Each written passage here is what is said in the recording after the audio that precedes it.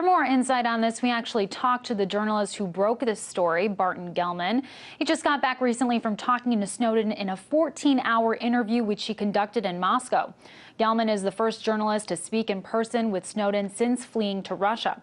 So I first asked him why he thought Snowden granted him this interview and why now.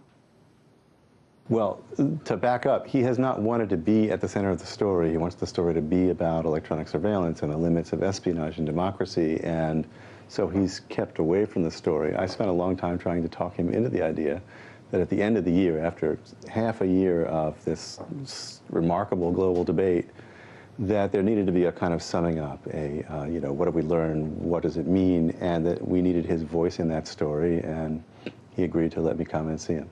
So this has been in the works for a very long time, because you, as I understand it, were in contact with him back in June or back in, spring, spring when he released all of these documents. So you've been in touch with him over the months. I've had a lot of contact with him, beginning, sort of half a year or more ago, and that's all been at the keyboard, and I felt like it was time for us to meet. Wow.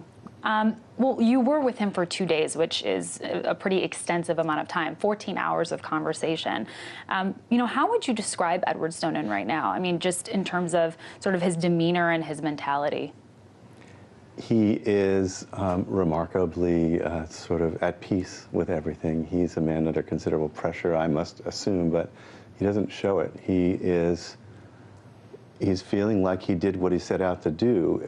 When he says that he's accomplished his mission, what he means is that he's taken a very important subject out of a secret world and handed it to the public so that the people can decide for themselves where they want to draw the lines instead of having the lines drawn for them. Mm-hmm. And in the article, you mentioned that when interviewing him, his guard never really dropped, which I thought was interesting, considering you're saying that he was remarkably calm and whatnot. Did you get the sense that he was sort of constantly worrying or concerned at all about his future, which is basically unknown at this point? He doesn't project concern about his future. What I mean by that he didn't drop his guard is that he has boundaries. For one thing, he's a very private person. He understands that he is in the news, that he has done something very much newsworthy. He wants the news to be about the policy, the subject, the documents themselves. He doesn't see that he's got any obligation to talk about his personal life. And he has natural security concerns.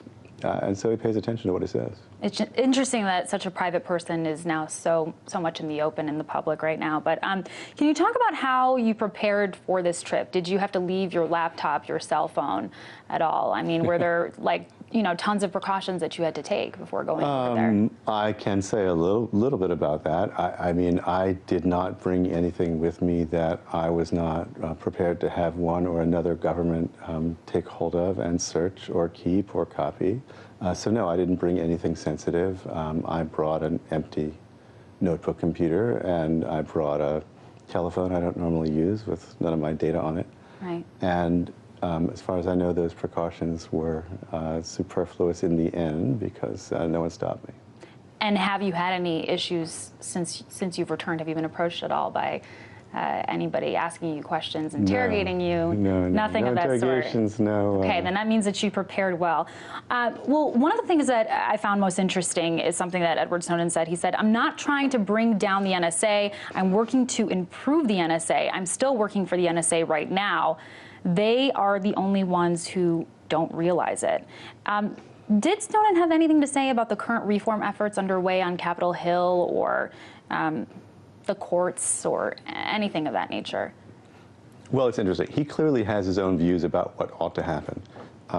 What he most wants to make sure is that there can be an open debate about them with full knowledge. So it was all in a secret court. It was in a very small committee of Congress. For example, members of Congress rely on their staffs. There may be 1 in 10 members of Congress has a staffer who is cleared for material at the level of secrecy that this stuff was kept. So most of them didn't understand very much about what was going on. We spoke just before a very big week for him that vindicated many of his assertions. I mean, he has said all along he believes that some of the programs at the NSA are illegal. Well, soon after we spoke, a federal judge, the first one to consider it in open court, says that one of the main programs of the NSA is unconstitutional, or almost certainly unconstitutional. The president's own review board comes back with many reform proposals. The leaders of the U.S. technology industry come and tell the president in person that the NSA's actions are harming the information economy. So he got a lot of validation in really the last working week of the year. Absolutely. Were you able to talk to him at least through the keyboard about those developments? Well, I'm not going to add anything here to what I've already published, okay. But I would say that that he and his circles are pleased with what's been going on. That's not very surprising. Well, Snowden was insistent that he would never want to publish these leaks all at once, that would be, quote, suicide watch. Can you explain a little bit what he meant by that? It's not, he opposes publication, dumping all the documents out, not only all at once. He doesn't want me to publish everything that I have. He wants me to use my own judgment about what is newsworthy and what would do harm. So it's not only he doesn't want it all at once, he doesn't necessarily want it all published in the first place. What he's talking about with suicide is this. There are people who claim that he has some other cache of material that he's got rigged up to a dead man's switch so that if he doesn't keep checking in, something bad happens to him, then he unleashes this whole thing on the world. Now, first of all, there's no evidence for that. It's contrary to what he says he wants. But he said, just look at it logically. If I have rigged up a dead man switch, and then I may as well just, basically ask everyone to shoot me, because any service in the world that really wants to see this stuff go public, all they have to do is get rid of me. So it's illogical. He says it's not a dead man switch, it's a suicide switch. Absolutely. And you mentioned you having this material and you having to make the decision of what gets released and when. How is it a concerted effort? How are you making these decisions? I am reviewing the material. I am reviewing it with a very small number of trusted colleagues. I'm doing reporting around it. I mean, a lot of it is in the form of clues. There might be, one line in each of, 16 documents that makes me think that there's something going on or something of interest. I check it out. I talk to government officials. I talk to people in industry.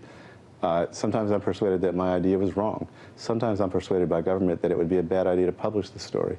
But most often we find something that we think is interesting and of public import, and in consultation with my editors at the Post, we publish. And lastly, The Guardian was threatened by the UK government and forced to destroy the copies on their server. And I was wondering if that's ever been an issue for you or the Washington Post. I mean, how have you been able to maintain these documents and really protect them? If there had been threats or coercion used against me or the Washington Post, you would know it. That would be news, and we would be the first to report it. There has been no attempt by the U.S. government to compel us to do anything. There have been times when they've asked us, they've tried to persuade us not to publish something. There are times we've agreed, times we haven't. And to the rest of your question, we're taking very considerable steps to keep the material safe. That was Barton Gellman, writer for The Washington Post and senior fellow for the Century Foundation.